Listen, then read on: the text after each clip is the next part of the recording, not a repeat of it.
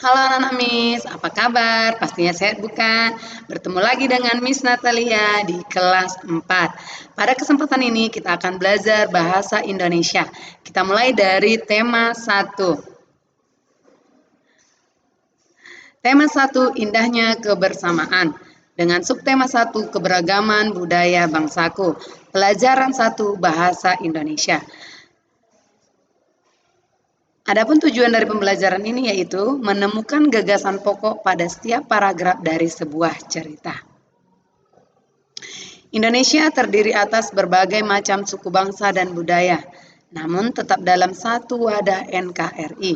Keberagaman tersebut merupakan anugerah dari Tuhan Yang Maha Esa yang wajib kita syukuri. Kita lanjut ke teks pawai budaya. Di sini disajikan sebuah teks yang berjudul Pawai Budaya.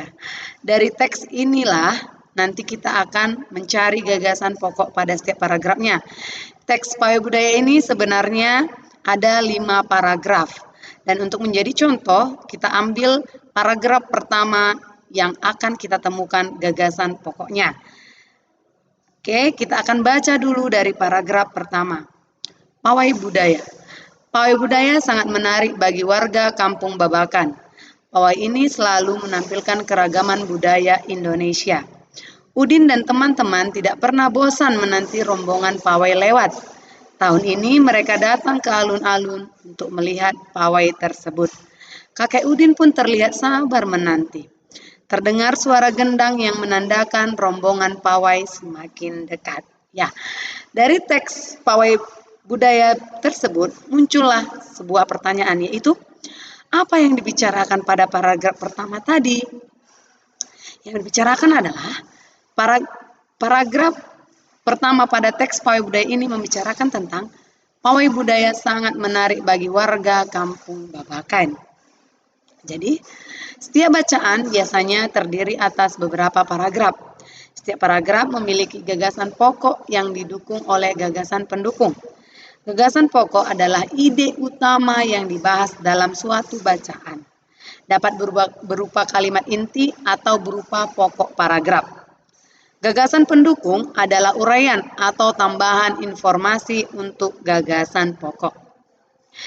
Berikut ada 4 cara untuk menemukan gagasan pokok. Yang pertama, bacalah teks dengan seksama seluruh isi paragraf. Yang kedua, temukan kalimat utamanya. Dan yang ketiga, temukan unsur inti dari kalimat utama.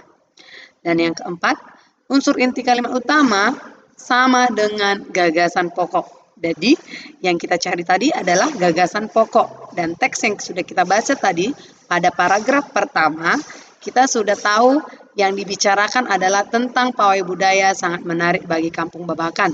Maka, unsur inti kalimat utama adalah sama dengan gagasan pokok. Dari teks bacaan pawai budaya dapat kita temukan kalimat utamanya, yaitu terletak pada awal paragraf.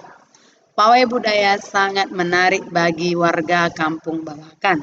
Dari situ kita bisa menemukan unsur inti kalimat utama, yaitu yang meliputi subjek dan predikat.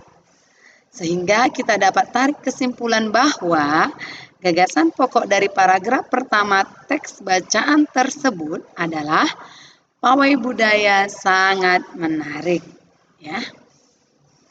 Dan Indonesia merupakan negara yang kaya akan keberagaman. Keberagaman tersebut meliputi keberagaman agama, budaya, bahasa daerah, makanan khas daerah, dan lain sebagainya.